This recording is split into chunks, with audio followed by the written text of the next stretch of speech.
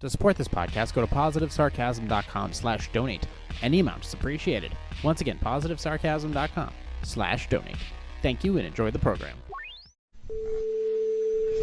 Bored housewives, so they're generally hitting the Moscato too because they need something sweet in their lives because their husband is sour. That ring on your finger? Some pygmy died digging that out of a hole for you to say I do and ruin some guy's like, look at that dude. He's got a hernia it's shaped like a bag of pretzels that he just ate. You're going to Thailand, you're going to smash some dude. Going over there for guy time, but it's not with his buddies. What does it say on the bottle? Well, if it says that on the bottle, why did you put it on your head? All these actors did was shut their mouths because they didn't want to be run out of Hollywood. Now a bad batch of Chinese food has you blowing insurance premiums on vitamin fucking D. Too much. That's what we're I going sound like for Bill here. Maher. Really, John? Really? We can't do this anymore, auntie. I'll see you at the bar mitzvah. It's almost like it never existed, but it fucking did. So do me a favor. Go yourself.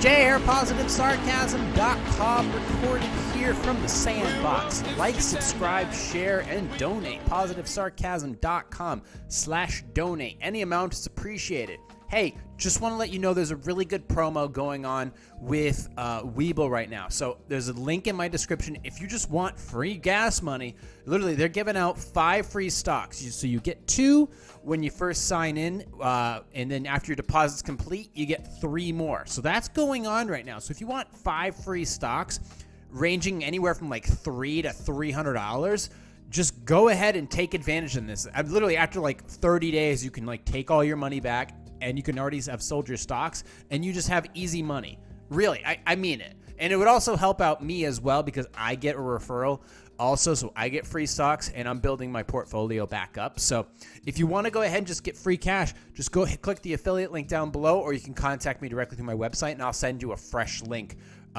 Absolutely. You can email me directly, positivesarcasm@outlook.com, or you can go right through my website, click on the contact section over there, and there's a bunch of affiliate links over there as well. So, that being said, it is coming up on the final month here at the Sandbox. It's been an interesting time down here. It's been an enjoyable time. It's been very much worth it. It's been nice having the beach right near me. I look forward to continuing to live near the New Hampshire's beautiful seacoast for the next year, for the foreseeable future.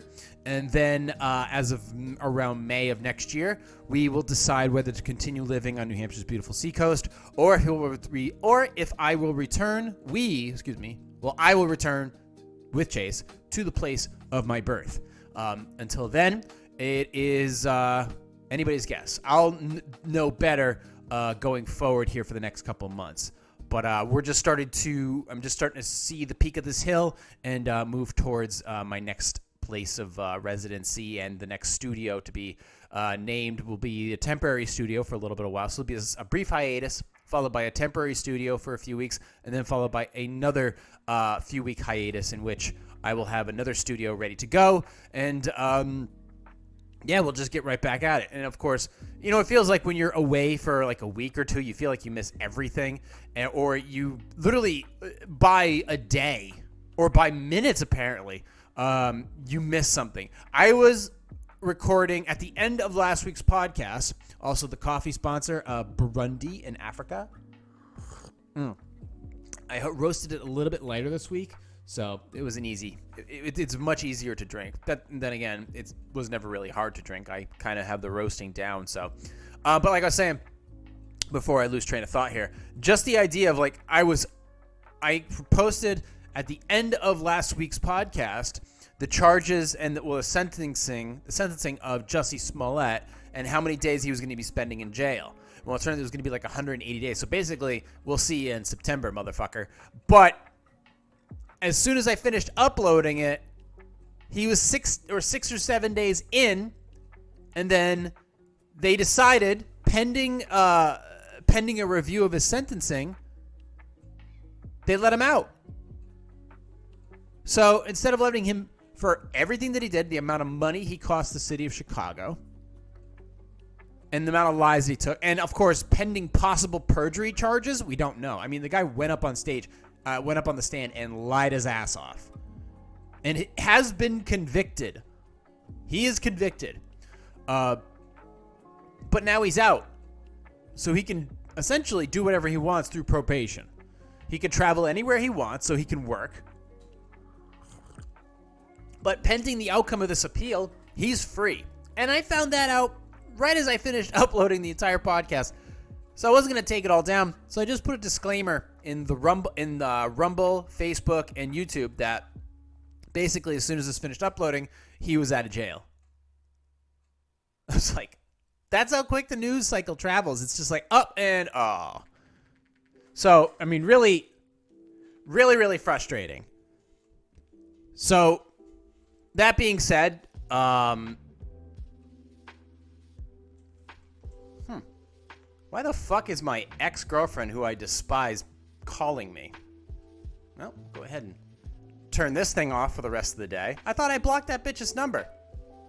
Go ahead and just fucking turn that thing off. Well, that's gonna be interesting. Anyways, moving on. Whew. All right, stay focused here. Not sure why that's happening.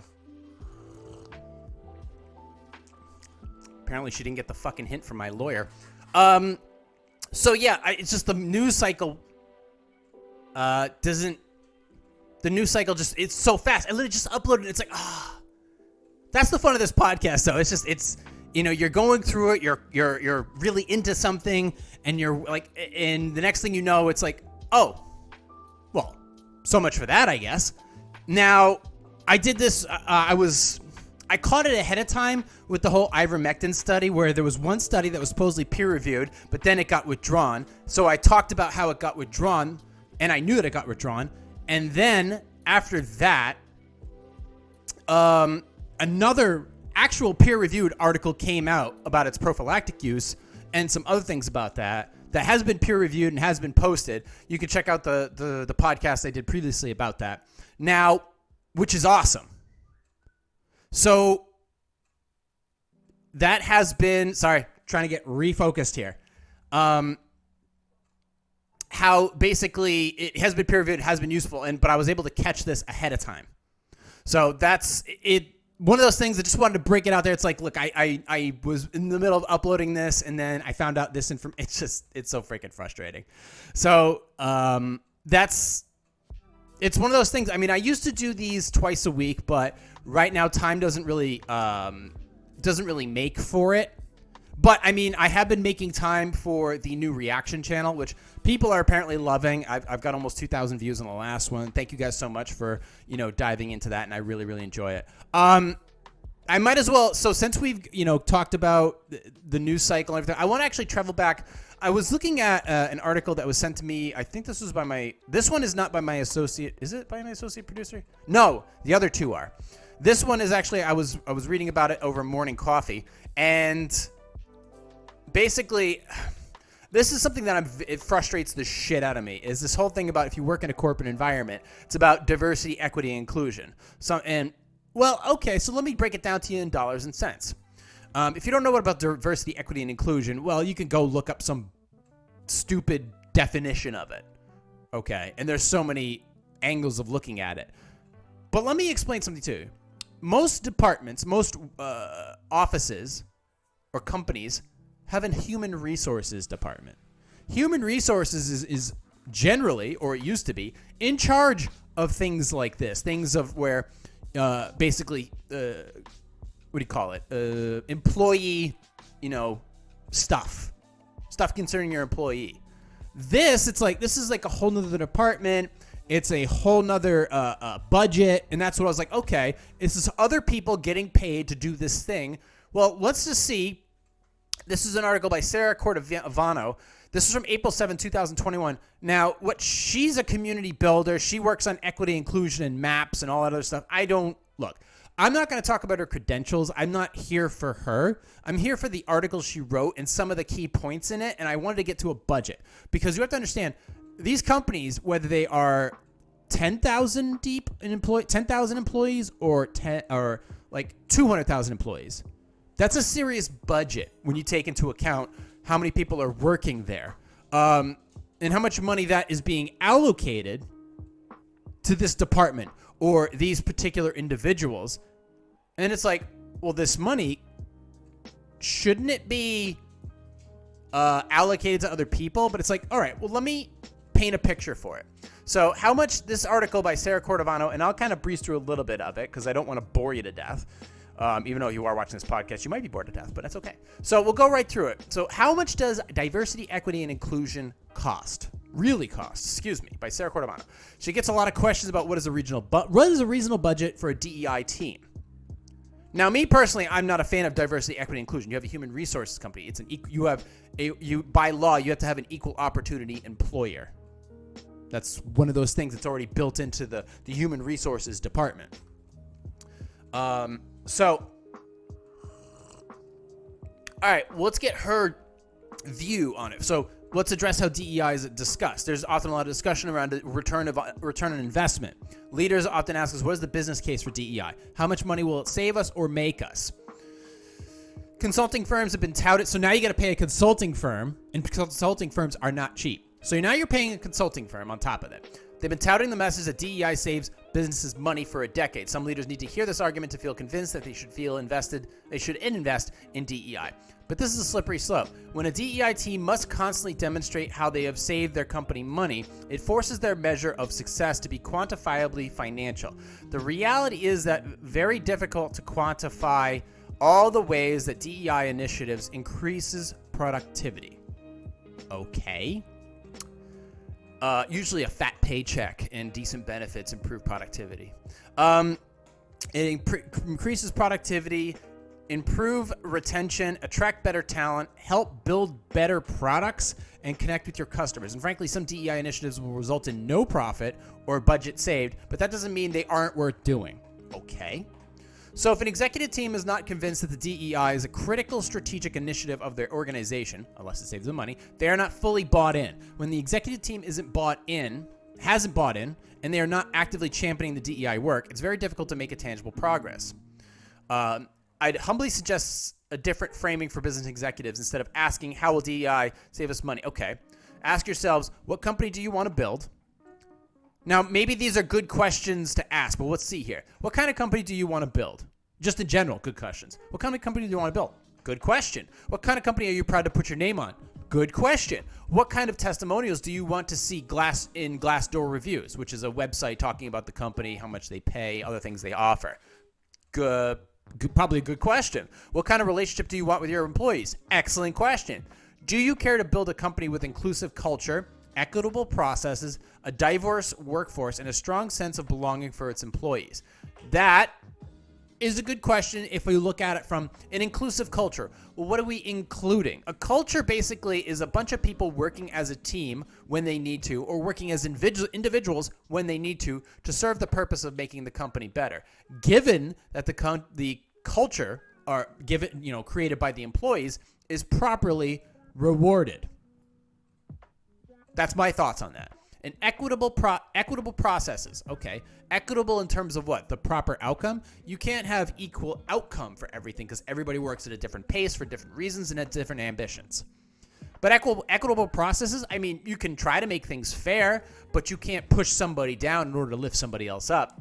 That's not a fair process. That's not an equitable process. That's just bullshit. A diverse workforce. Okay, diverse workforce. What is that? Diverse opinions, diverse creativity, different. Some people have different strengths and weaknesses. A diverse workforce is basically anybody designed to do the job that you're looking to have done at an accelerated or at an efficient, designed to do that job to the best of their abilities to what you're specifically working for. You shouldn't just be hiring somebody because they're white, hiring somebody because they're Christian, hiring somebody because they are non-binary. We don't hire for that.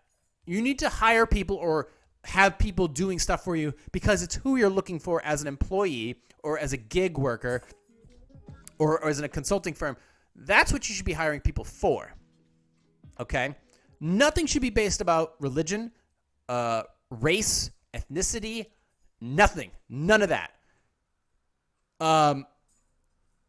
Should there be some balance to a workforce? Well, it just so happens, depending upon what you're looking for, that balance is set by basically what kind of, what are you looking for to fill it? What assets or attributes do you need to fill a particular position? And then generally, most of the time, that evens itself. That thing is taken care of to begin with. So the question is relying on interpretation by the person who's doing the hiring. Now I'll continue on. I've seen organizations who are brought in and organizations who are not brought in, or not bought in, excuse me. Their work culture is remarkably different. Well, I mean, if you're buying into a narrative where you're going to create a workplace and people love to work and they feel like their ideas, which have to be validated, are valid ideas, or lead to a valid idea or a valid invention or innovation, okay. It's not all about I'm this, so you're that. It's no. Even in a company that's not bought into this stuff can still be bullshit either way. A bad company is a bad company. It doesn't matter if they have DEI or not. The work culture, they're not bought in. Their work culture is markedly different. This is not to meant to pressure business leaders into a certain way of thinking. Honestly, it's a very personal choice to decide how you build your own business, and it's your prerogative to do so. Okay? I'm just trying to shift the conversation from return of investment of DEI to a more personal decision of how a founder or executive team wants to run their business and how DEI fits into that vision. To learn more about introspection so she has some other things that she offers. So now back to the question of what diversity, equity, and inclusion costs. As mentioned, this is a complex question. What do you think about the cost of DEI, not just budget allocation? It's the entire cost of an strategic approach to DEI. I do appreciate the word of authenticity. Like I said, I don't know this writer. I don't know what her agenda is, but I see the article speaks it sounds genuine, at least at the moment, but we'll continue on. It's pretty, the idea is vague though, at best. It's like, I don't know why diversity, equity, inclusion is involved in this. She's asking questions about how do you want to build your company? What kind of company do you want to have? How do you want to make money? Because that's the end of the day. You are trying to have a profitable business or a profitable line of objective, a usable objective. And you want employees that get properly compensated, like what they do, and have a feeling of belonging or able to move up or whatever that goal is. So let's see. I might have to use my touchpad because I'm petting my pupper over here too. When you think about the cost of DEI, it's not just budget allocation. All right. This includes hiring or allocating staff. So the authentic strategic approach. Okay. Allocating staff, the cost of revising processes. Okay. The cost of collaborating across stakeholders. Most important, the cost of DEI alongside other strategic initiatives. So here are some of the costs, both obvious and not so obvious. So leadership buy-in. I'll start with this as the most critical. In other blogs, I talked about how the support of the executive team is absolutely necessary for the success of DEI networks. Okay. It's imperative to have one or more DEI executive champions. Okay, so you need leadership to buy in. They have to actually be honest about it. It's not that they're just trying to... Well, let me stay focused here. So leadership has to believe in it. Leadership has to really be invested in it. You have to have leadership to buy into it. You have to have a proof of concept, an actual proof of concept. So there's that. What else? What does it cost? The time of an executive... The time of an executive is expensive. Yeah, no shit, because they're generally overpaid. But also their time is finite, so they have to focus on many topics at once. Okay. Now, hiring or allocating staff resources for a DEI team. For smaller organizations, less than 1,000 employees, it's probably possible to kick off DEI by allocating responsibilities to existing staff, such as 50% of an existing employee's role. HR project manager, for example, for a larger organization. Great. So that HR manager who's already swamped with other shit now has to deal with this. Now you're starting to lose me. It's important that there's a clear ownership of DEI with a dedicated role or team. It's basically another task. Positioning of the DEI team is crucial in element success.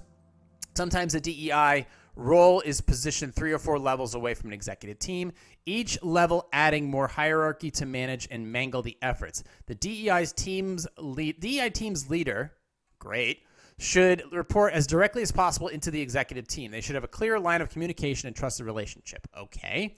They should be in position in such a way where the exec team could reach out directly. How much does this cost? Salaries vary widely globally. So you check Glassdoor. Supporting staff resources. Practically, this looks like, okay. This talks, first of all, it really doesn't dive into this. I'm not looking for diversity, equity, inclusion. I'm not seeing anything other than a vague mission statements about how you want to build a company. If that's all it is, I don't understand why we're building a human resources team. Basically, it's like a marketing team. What are we marketing? We already have a marketing team. What are we trying to do? I don't get it. Now, how much does this cost? It will likely support on DEI projects as needed, and this can vary time to time. It feels like now we're putting too many cooks in the kitchen. Okay. Hey, buddy. How much does this cost? Reasonable? Okay. All right, here we go. It's reasonable to allow ERG organizers to spend 5 to 10% of their working time in support of their network. Many organizations similar policies for research projects or learning and development. Acknowledging the ERG work that's the employee resource group organizers. All right, so 5 to 10% of their working time to spend. That's their working time. So all right, that's now process change.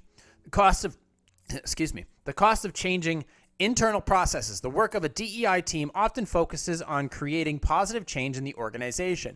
This could include developing new processes to remove bias in hiring or promotion processes. Hiring biases, that is something that belongs in human resources. Okay, that's a human resource thing. If you have a bias towards somebody, or that's a human resources thing. That's a violation of human resource agreement. You have to establish governing bodies. This sounds that now you're really starting to lose me.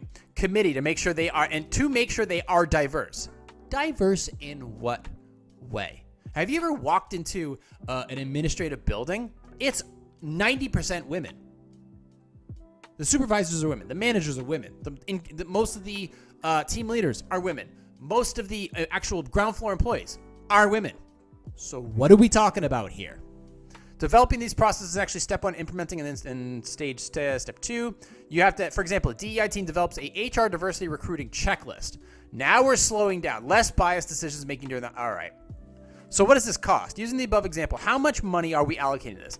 How big should your DEI budget be? This is difficult to answer and it can vary drastically. Okay. So here we go. We can make some general estimates. A recent study by the Society of Human Resource Management reported diversity department budgets at Fortune 1000 companies average around $1.5 million per year. The range for diversity department budget. Hold on a second. Did I just breeze through that? Let's read that again.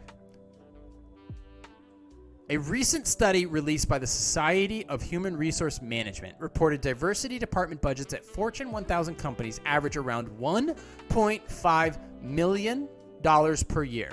The range for diversity department budgets was $30,000 to $5.1 million. When diversity was housed in human resources, the average annual diversity budget was $239,000. Fortune 1000 companies have an average workforce of 34,000, an average revenue of 15 billion. So they are quite a bit larger than these companies. Well, okay.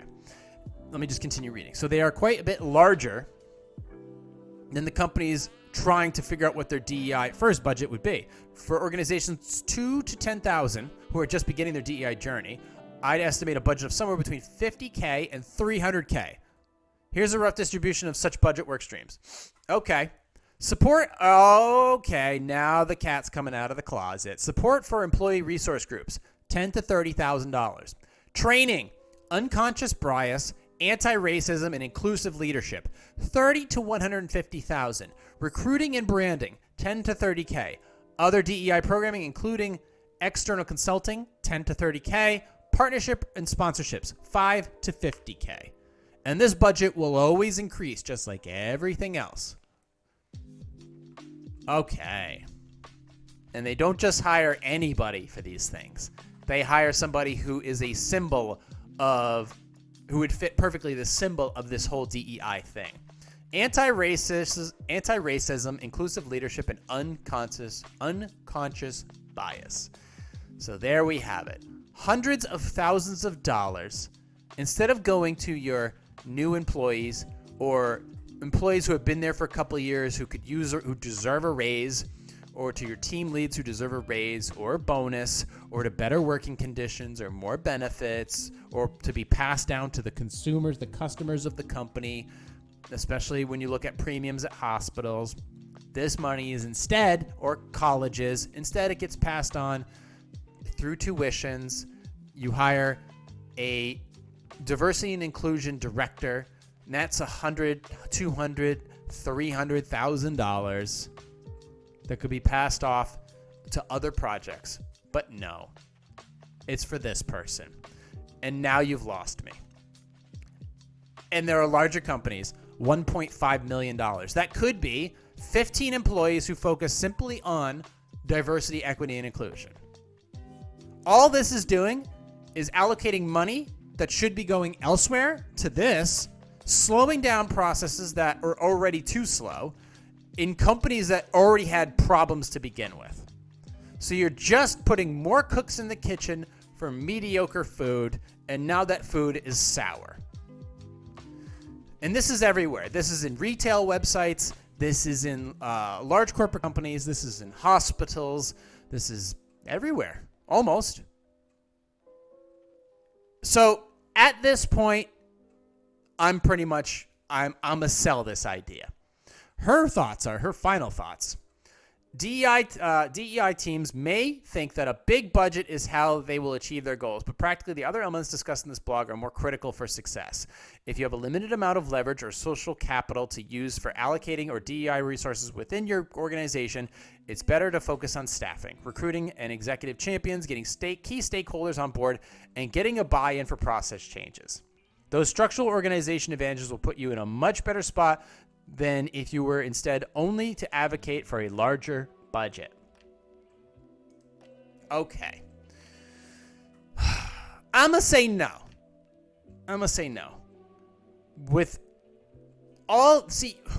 Corporate companies, large corporate companies, whether they're public or private, have so many other human resource issues, or already have bad processes, or extremely aggressive micromanagement of metrics, that it's already a shitty environment to begin with, where the company narrative is fake and your excitement towards the company narrative is fake. But when you add things like this into it, you're making a situation, a bad situation, far worse. A good situation, bad. I don't see anything good of this. Plus, if you do have a human resources department and then you're adding this to their already full plate, they're not going to be able to get other things done in time. They're not going to be able to focus on real problems because they have to go to this meeting and essentially make shit up. I don't see any value of this. I've been in environments where this has basically been implemented, and I've been in environments where it hasn't. And I can absolutely see the clear-cut difference where shit can get done and shit can get worse. Okay. So with everything else going on, whether it was working at home situations, innovation in technology, lockdowns, inflation, new regulations, it seems like you're just adding another shitty spice to the pot and just making a bad situation far worse, borderline revolting. I don't find any value in this. But this is something, sadly, that has been implemented in all kinds of corporate policies because lawyers, because of liability. It's like, well, they got to do it. We got to do it too. It's like, what are we doing? What are we hiring? At the end of the day, don't you want good employees and a good working environment? Isn't that the whole point of all of this? At the end of the day, human resources, if you do something at a company that's racist or sexist, you don't need a diversity, equity, and inclusion office for that. You need human resources. Okay, we're going to evolve either way, but if you bring these things out, if you make people believe that they have an unconscious bias or that they are racist or something like that, you basically shut them off. You belittle them to this point where it's like, you are this. You make them feel like they are that. and they start questioning themselves in all the wrong ways, and they shut down as employees. It's the wrong way to approach things. There is a corporate or workflow or employee development. That's the word I'm looking for. Jeez. Employee development is the key to building a better person, building a better worker. It's just better. But if you just bring somebody on board and you tell them, well, you have this and you're that, and you need to be better than this person who hasn't proved anything yet, or a person who doesn't even exist. It's like, when this has nothing to do with sensitivity. This is just, it's a waste of time. It's a waste of money. It's a waste of company time. And it's a waste of the company's objective. Like these key plot points up at the top here, like I'll reiterate up here. Where is it? Yeah. What kind of company do you want to build? A good company. What kind of company are you proud to put your name on? One that's successful, that is good for the overall environment in the community. What kind of testimonials do you want? And you see your Glassdoor reviews, raving reviews. I started at the bottom. Now I like going into work, blah, blah, blah. What kind of relationship do you want with your employees? Well, the door's always open. The door's always open. You need us through tough times. We're there for you. That's what you want from your employees. Do you want to build a company with inclusive culture? Yeah, inclusive of ideas, inclusive in conversation, inclusive in agreeableness and disagreeableness, equitable processes, fair, honest processes in order to build a better employee. Diverse workforce, diverse in opinions, diverse in creativity, diverse in work ethic. That's different. And a strong sense of belonging for its employees. They feel like they matter at their company, that they're actually doing something of actual value, like you build the thing, you build the process, it sells to the customer, the client. That sense of belonging. Like, I actually do make a difference. I'm not just doing fucking bloated busy work. That has nothing to do with diversity, equity, inclusion. And I sell this article 100%. Sip of coffee. Well, despite the random odd distraction from my phone that I just turned off, managed to get through that article. Cheers, folks.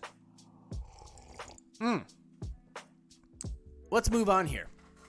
I actually just want to close up shop with some Q&A, and then we'll go ahead and get out of here this week. So I actually do have that available. Also, once again, if you want to support this podcast, if you want to support all things PS, you can go to positivesarcasm.com/donate. Any amount is appreciated. You can also click the affiliate link in the description down below. There's a Webull app there, so if you want to get free stocks and get started on a little portfolio. Right now, I think it's 5 free, but anytime you use the affiliate link, you get free stocks.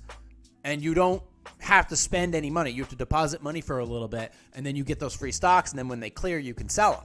And then bam, there's your money, and then once your actual cash clears, you can leave it in there and possibly start a little portfolio, or you can take it out. It's totally up to you.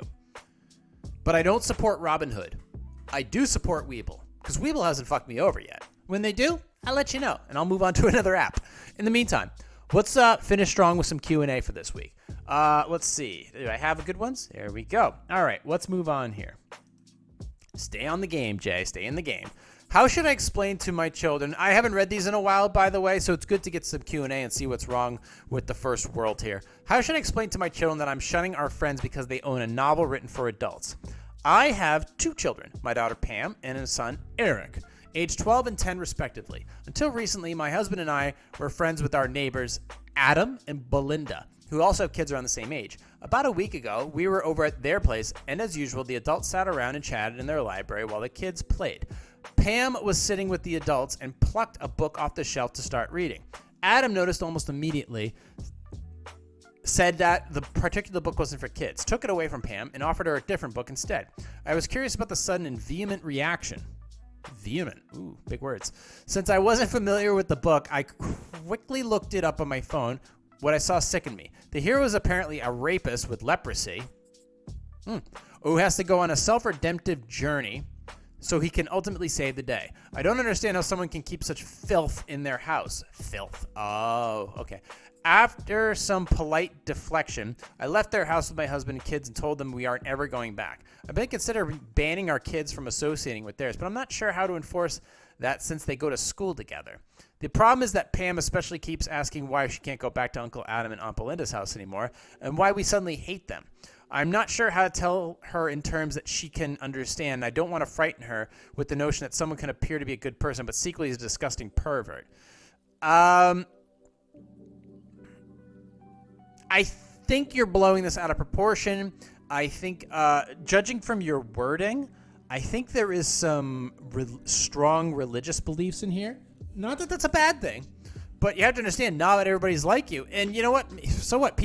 Adults are allowed to read whatever they want. They want to read Mein Kampf. They could read Mein Kampf. What matters is how they treat you. Do they treat you like good people? Well, if you are good people. Do they treat you like adults? How do they treat your children? Do they take care of your children? Do they stuff weird ideals and ideologies in their head? If they don't, then what's the point? Your kids need to, learn from different adults or learn from different kids and, kind of bumper car their way into adulthood. It's just a good way of doing things. I don't know why you would, well, then again, I don't know why you would, think about, oh, we're never going to see them again. They're sickening people. How do you know? How do you know? People have read far worse shit in an adult novel. It's not like she pulled out a Hustler and just started flipping through the pages. It was an adult novel. So there's, people read that shit. I mean, 50 Shades of Grey. I mean, that people went nuts for that stuff. Women went bananas. Bananas for that stuff. So what are we doing here? What's the deal? I don't understand. So we need to focus on other qualities about these people. Not just freak out if they pull out an adult novel. Maybe she got bored. Maybe you had nothing. Maybe you, as a conversationalist, had nothing to really offer to the table, and maybe she pulled out something that would actually get her rocks off, and it wasn't what you were saying.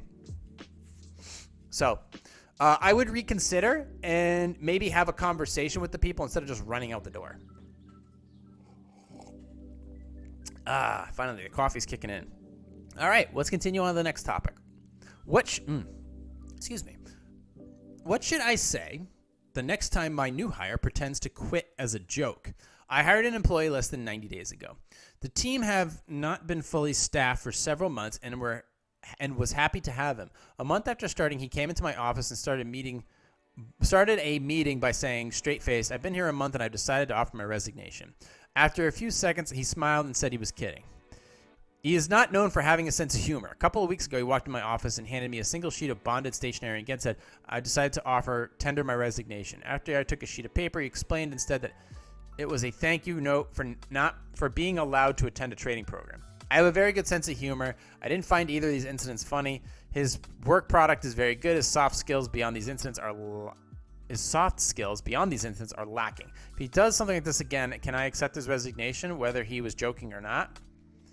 I would just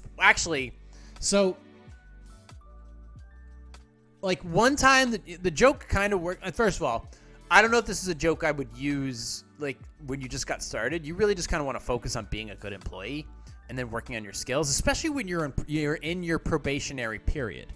In that 90 days, which is most companies, 60 days, 90 days, 120 days, you kind of just want to do the work and show that you're capable of learning. Not be like oh, F it, I quit type of thing. And then be like, I'm kidding. It's not a good way to feel people out, Now, let me see here. Let me focus here. I haven't got my brain vitamins in a few days here, so oops. Maybe if I was actually that smart, I would have learned to order them ahead of time. The idea, okay, maybe the first time he was being cute. The second time it's like, okay, he's playing the same joke. The third time, it's hacky.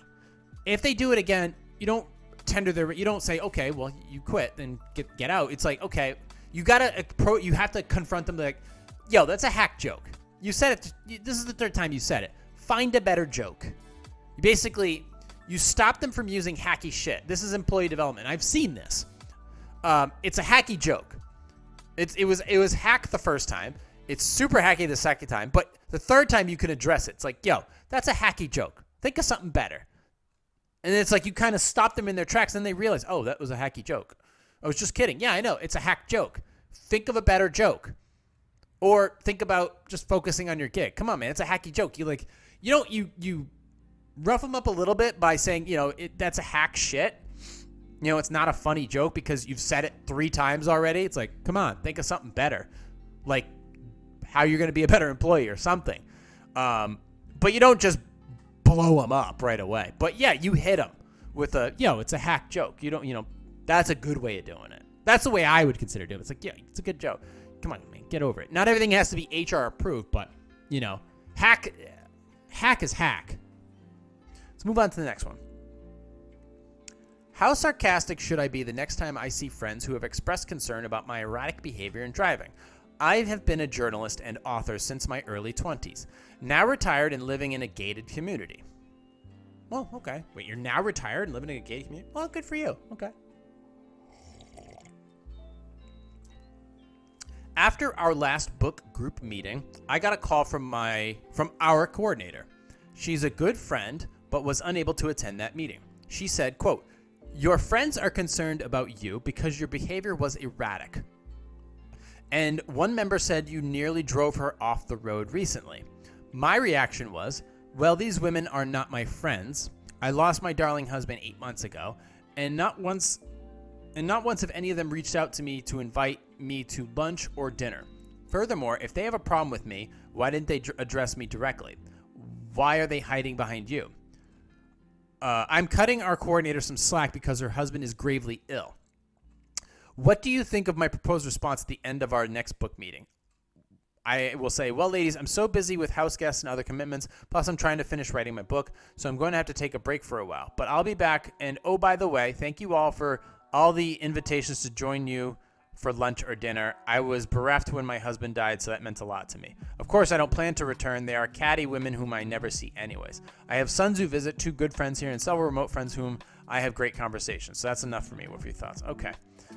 Wait a minute. So let me see here. I've been a journalist. After our last agreement, got a call from our coordinator. She's a good friend. She said, your friends are concerned about you been acting well, look, when somebody that close to you passes away, erratic behavior is expected because there's a void in your life that isn't there. And it's almost like you're expected, your body, your mind, your soul is expecting to react to something in a way that is no longer present. You turn to do something and that something is no longer there. You react to something, or it's like that thing it's gone.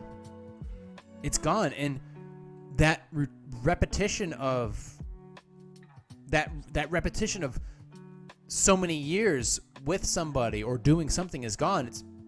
It's etched in your brain. So it's very hard to change. It can be easy for some to accept after a long time of suffering, but that's a hard thing. People need to understand that. Now, as far as these women are not my friend, okay, she said I'm going to read through this really quick. I have been a journalist. After our last group meeting, I got a call from our coordinator. She's a good friend, but unable to attend the meeting. Okay. She said, your friends are concerned about you, so the writer. And one member said you nearly drove her off the road recently. My reaction was, these women are not my friends. Okay. So this journalist lost their husband 8 months ago. Okay, not 8 years ago, 8 months ago. Excuse me, so let me correct myself. So that's yesterday. Okay, yesterday. You can still smell the other person. So your senses are still heightened to that person possibly existing. So, and if they're concerned about you, why wouldn't they approach you directly? I mean, I had there was a friend of mine who, an old acquaintance of mine, who, her son had a medical issue pop up, and I hadn't talked to this person in a long time, but I reached out just to give an honest, hey, I hope things are good, and just kept it simple, but I still reached out saying, hey, I'm sorry to hear that. I give a shit. If this helps, I'm reaching out. And that's it. That's all I did. But in this situation, none of them did. So, and maybe they just don't understand. And if you don't want to be around them because they're catty and you just don't have the patience or the emotions to deal with it anymore, I totally get it. And if you want to just kind of cut that off and be done with it, just do it properly and call it a day. Or don't. You can tell them all to piss off, and you know what? That's fine too. Because at the end of the day, you lost your husband in the last year. And I don't expect you to be the same after that. Never did. You're obviously a different person now. You have to grow to be a different person. I get it. You know, if you had lost your husband, I would probably say something. But they didn't. So if you don't want to go back, you don't want to go back. I totally get it. You know, I don't expect you to act normal. You lost somebody very important to you. And that's it. Let's move on to the next one. Is the woman supposed to pay for the wedding? As a widow on a fixed income, I find my wedding expenses getting steep. A younger friend of my fiance told him that the woman pays for the wedding. Is that true even if you are both older? My fiance is 70 and I'm 66. Neither of us has children. As a widow on a fixed income, I find my wedding expenses getting steep. A friend of my fiance told him that the woman pays for the wedding. Generally, the traditional sense was that the man, originally it was the whole family that paid for the wedding, or it was the groom's father paid for the wedding. But that's from a different time where, you know, it was just from a different time. Now it's like it could be either or. But I never actually knew about anything saying that the wife is supposed to make the payments. The wife is supposed to pay for weddings. Weddings are expensive. Nowadays, husband, the father and mother of the bride and groom don't have, in some ways, chip in or don't pay for it all. Sometimes it's the couple that pays for it. It's not set in stone. I just never heard the situation where the woman pays for the wedding. They can if they want, but I don't see that. I don't know what that's all about. So I personally never heard of it. Let's move on to the next one. Oops, hit the microphone. What should I do after learning that my future sister-in-law has tattoos on her arm? What do you mean? My future sister-in-law, whom I've never met, just informed me that her entire left arm has tattoos on it. Oh, she got a sleeve, including skulls soaking in blood. I'm not a tattoo person, and I'm kind of freaked out. I planned on the bridesmaids wearing spaghetti strapped dresses. What do I do? Oh, it's not an issue at all. Tattoos, if done properly, are beautiful pieces of art. And if they have meaning for something, it's not an issue. It just isn't. I know that maybe her tattoos may seem aggressive or whatever, but believe me, if you follow BLX Inc. on Instagram, you'll see some way crazier tattoos. But tattoos can be beautiful, they're artful, and for the most part, people don't freak out about them. It's really not an issue, to be perfectly honest with you. And if she's a beautiful woman with beautiful tattoos, it's like, okay, whatever. It doesn't really matter. It's not something you should consider. It's not something you tell them to cover up. And it's not a thing. Tattoos, to those person, you have to remember this. Tattoos are expensive. Good tattoos are expensive. And to do an entire sleeve, it's a lot of time in the chair. It's a lot of money. And sometimes it's a decent amount of blood. So I think that's pretty much it on that. It's an expensive process. So, and as far as the spaghetti strap thing, maybe she'll look great in them. So it's kind of straightforward. It's like, yeah, don't worry about it. If somebody says something about it, just remember, the wedding is all about the bride and the groom and nobody else. And if she looks great and the spaghetti strap thing fits her well, it's like, okay, then we're done here. Leave it alone. Don't worry about it. And that's basically it. Let's do one more. How can I get my girlfriend to accept the friendly pigeons that visit our balcony? A pigeon couple has recently started visiting our balcony. They are very friendly, eating out of my hand, perching on my shoulders, acting like pets. My girlfriend is disgusted and terrified of them, convinced that they'll swarm her if she steps out. So now she doesn't use our balcony at all. I wanted to acclimate her to the pigeons so they'll learn to ignore her, but she refuses. Should I press my case, watch her avoid the balcony for the rest of her life, start being mean to the pigeons so they'll leave? None of these options seem very kind. Yeah, well, here's the thing, is I'm kind of biased because where I live right now, I have these pigeons, all they do, and it's not one or two of them, it's like 50 of them, and they're above the power lines, and all they do is shit on my porch. That's all they do is shit on my porch. There's shit everywhere. It's so annoying. If I was to park my car a little closer to the street, they'd shit all over the paint. And within minutes. So I couldn't let it sit there and idle. I had to put it all the way to the fence. So they'd shit all over it. Thank God I have a car cover. 1 or 2 pigeons is fine. She should not be scared of them. Pigeons are pigeons are 100% harmless. And they're idiots. And apparently they're very tasty. If it stays at 2 pigeons, all right, fine. Maybe she should get acclimated to going out to the balcony and experiencing nature at a minute level. If it turns into 10 pigeons, you done fucked up and you need to fix the situation. You don't want to make that worse. If it's 1 or 2 pigeons and then all of a sudden it's like that scene from Home Alone 2 with the homeless lady and it's like and just freaking pigeons just start coming out of nowhere and it's the fucking pigeon apocalypse. That's something you want to avoid at all costs. So try to do that. Try to make sure that it's not a million pigeons that makes the situation worse. You don't do that. Definitely don't do that. Let me see if I can do. Did that work? That didn't work. And we'll screw it. All right. So that being said, we're gonna close up shop a little bit early today, but thank you guys for listening, watching, subscribing. To all the people checking out my other channels, you can check out the Positive Sarcasm Concept channel, the original. This podcast, like, subscribe, share. That's also available anywhere where podcasts are available, including Spotify and iHeartRadio.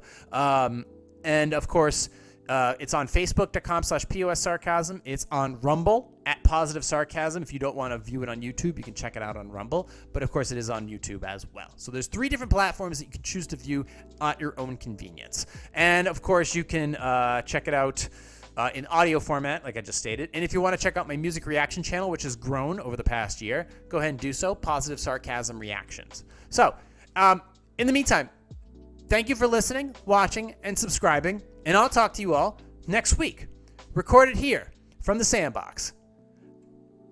This has been a Positive Sarcasm presentation.